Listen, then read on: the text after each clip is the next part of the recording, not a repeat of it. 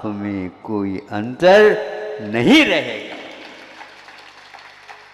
इसलिए ओकारं बिंदु संयुक्तम नित्यं ध्यायन्ति योगिनः कामदम मोक्षदम चैव ओकाराय नमो नमः। ये योगी लोग भी ओंकार के लिए बार बार नमस्कार करते हैं, किंतु दुनिया को देख करके नहीं। इतने दिन हो गए, आपको सोचना चाहिए कि बार बार भगवान की ओर आप देख रहे हैं, एक बार भी भगवान यदि नहीं देख रहे हैं आपकी ओर, मतलब आप आदमी नहीं हैं। मनुष्य की ओर तो वो देखना चाहेंगे, क्योंकि उम्मीदवारों में तो वो ही होता है, लेकिन उसकी कद की ओर नहीं देखते, किंतु इसके कदम की ओर देखते हैं। कद और कदम में कितना अंतर है बताओ।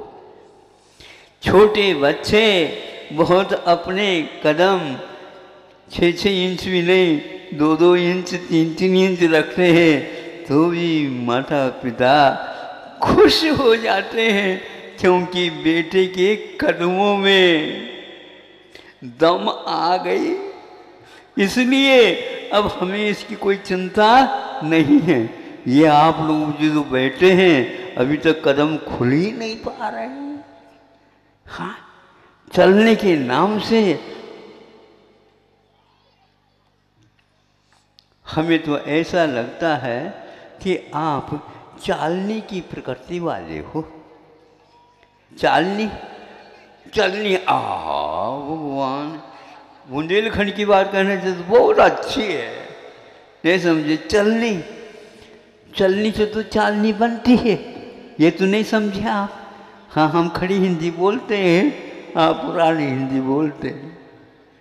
अब क्या होता उसमें, सारा का सारा आटा सार नीचे छोड़ देती है और केवल चापर भर उसमें रह जाती है।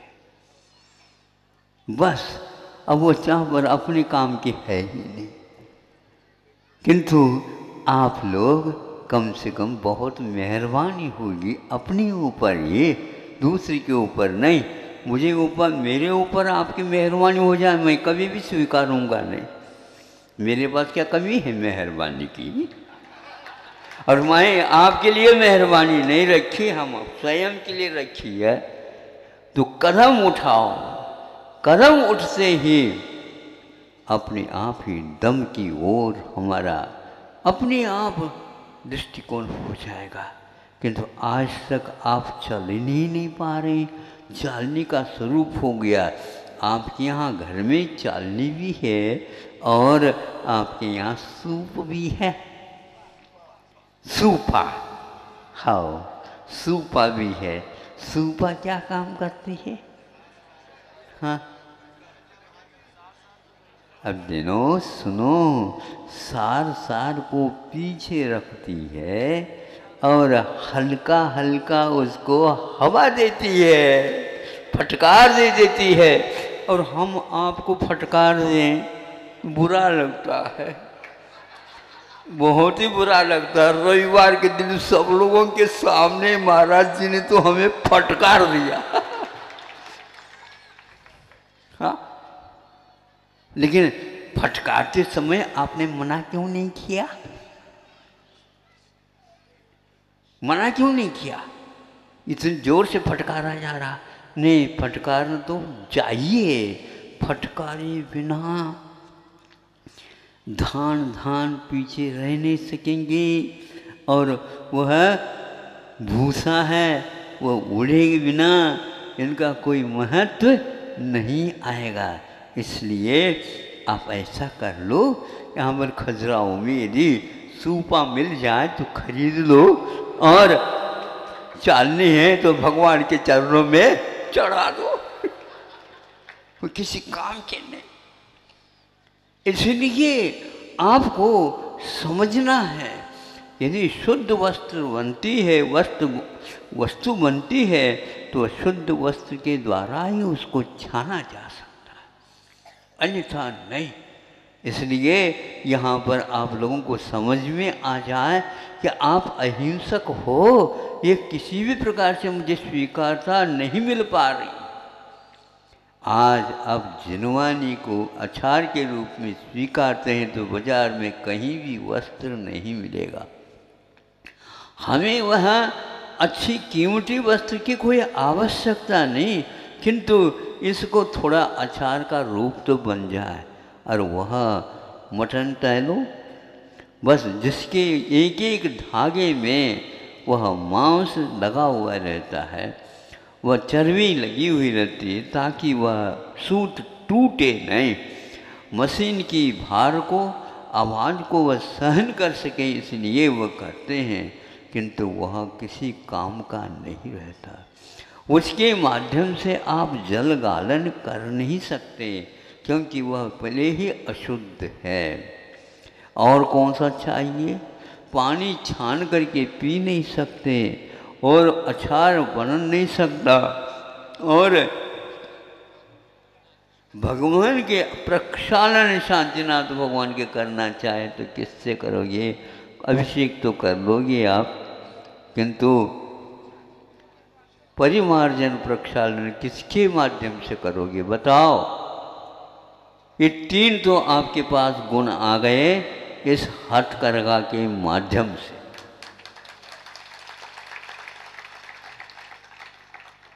इस प्रकार हुआ। एक गुण और है, इस गुण को सभी लोग स्वीकारते हैं और उसके अपेक्षा से उसी प्रकार का वस्त्र को हमेशा उसकी मांग करते हैं। वो ये है, जब आप चल रहे थे और गिर गए तो घोड़े फूट गए, फूटने से लहूलुहान हो गए। फिर इसके उपरांत वो दूर तक जाएं, वहाँ चिकित्सालय बहुत दूर है, क्या करो? एक व्यक्ति ने अपने कपड़े को, धोती के एक आंचल को एकदम वहीं के वहीं फाड़ दिया और उससे बांध दिया, रुक गया। और कुछ ही दिनों में वो अपने आप घाव भरना भी प्रारंभ हो गया, सब कुछ होगा। 2-3 बार पट्टी कर दी, किंतु पट्टी को हम पूछना चाहते हैं कौन सा कपड़ा है जिसके द्वारा चिकित्सालयों में पट्टी, मरहम पट्टी होती है? सूती।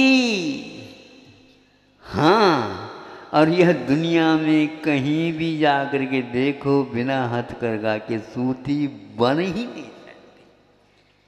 इसलिए कि किसी के उपचार करना चाहते हो तो यह चौथा गुण और है, आप अपने वस्त्र को सूती रखेंगे तो अवश्य घाव भरेगा, नहीं है तो घाव और बढ़ेगा। और आपके जीवन में घाव बढ़ते ही जा रहे हैं, आपको आरोग्य प्राप्त नहीं हो रहा है। इसलिए इन 4 गुणों की अपेक्षा इसमें यदि शर्म लग रही है तो जल्दी जल्दी आप काम चालू करो, नहीं है तो आप लोग बिक चुके हो। किससे? क्योंकि ये संभव है कि हथकरघा या वस्त्र, सूती वस्त्र को भी पेटेंट कर दे विदेश वाले, आप उसका उपयोग नहीं कर सकोगे। अभी ऐसा हुआ नहीं समझे? अभी ऐसा हुआ नहीं, क्योंकि देश देखो विदेश देखो, कहीं भी इस प्रकार हथकरघा का कार्य हुआ है तो इतिहास में केवल भारत में ही हुआ है। वे हाथ से श्रम नहीं कर सकते, पैरों से श्रम नहीं कर सकते, उनके पास इस प्रकार की हिम्मत नहीं। मशीन चाहिए, तो मशीन के माध्यम से जो काम करता है वह एक प्रकार से बहुत ही गलत कार्य करता जा रहा है।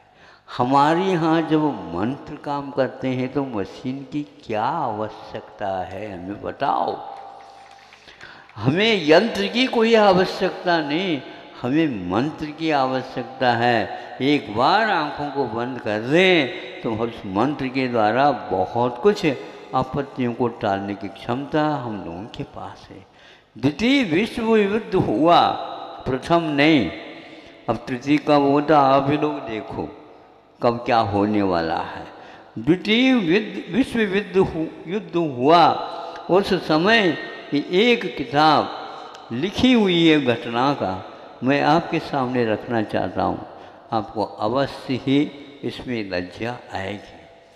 आपके पूर्वज कैसे थे वे आदमी, और 10 व्यक्तियों के भी काम करने की योग्यता उनके पास क्षमता रहती थी, फिर भी वो उतना ही काम करते थे जितना आवश्यक होता था, क्योंकि ज़्यादा उत्पादन हम लोगों को बिगाड़ने के लिए कारण है।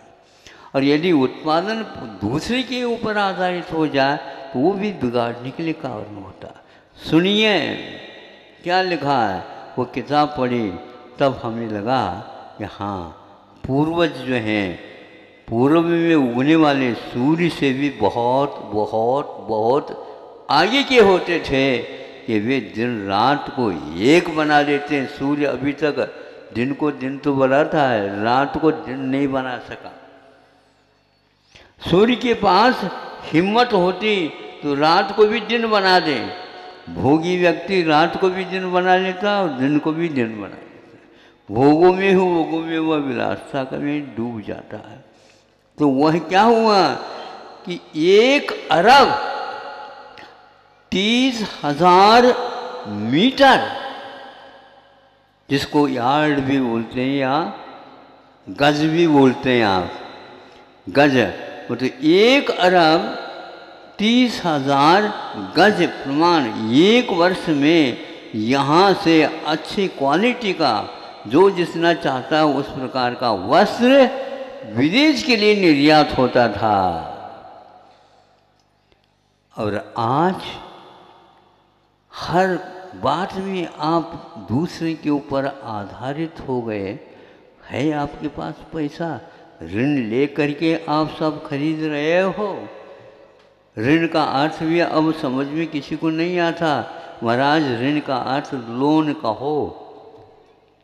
अब लोन भी क्या कहें, सेंधा नमक है क्या, सेंधा को लोन है, ये भी पता नहीं है इनको क्या है ये बताओ। इसीलिए भारत कंगाल होने को हो गया, लेकिन वस्तुतः कंगाल है ही नहीं। हो उसको मान लिया गया है, और इसी मान में वह अपने आप को भूलता ही जा रहा है। और अपने आप का सम्मान जो व्यक्ति बचाता नहीं, वह व्यक्ति सबसे ज़्यादा दुर्भाग्यपूर्ण जीवन जी रहा है। आप दूसरे से सम्मान मत मांगो, लेकिन स्वाभिमान को स्वस्थ रखो। आप इस स्वाभिमान के माध्यम से ही आप विश्व में एक नाम कमाओगे। नाम से कोई मतलब नहीं, काम करने से अपने आप नाम हो जाता है। रविवार की सामग्री मैं समझता हूँ पर्याप्त हो गई है, पर्याप्त हो गई है। और अब हम क्या कहें कि इतना तो अवश्य है, मानना पड़ेगा कि जब से यहाँ पर हम स्वर्णोदय में आए हैं तब से रविवार की परिभाषा ही बदल गई है। हाँ, अब कार्यकर्ता कहाँ किस ढंग से भोजन करते हैं, कहाँ सोते हैं, कब सोते हैं, ये पता ही नहीं। प्रबंधकों का काम इतना बढ़ गया, इतना बढ़ गया, इतना बढ़ गया कि वो हमारे पास कभी भी आते ही नहीं। दूज के चंद्रमा की भांति उनका दर्शन बहुत दुर्लभ हो गया है। ये सारे के सारे लोग भीड़ के माध्यम से ही यह सभा भवन खचाखच बना भरा हुआ रहता है। आज तो एक प्रकार से हद ही हो गया। अभी तक हमें ज्ञात नहीं हो रहा है कि पीछे वाले व्यक्ति बैठे हैं कि खड़े हैं। अभी तक उसका किनारा हमारे नज़र में नहीं आ रहा, और जो इधर देख उधर ही देख रहा हो तो नहीं, नज़ारा नहीं आ रहा, क्योंकि कम से कम दर्शन तो दे नहीं सकता, और आशीर्वाद तो वहाँ तक पहुँच रहा है नहीं पहुँच रहा है क्या पता नहीं है।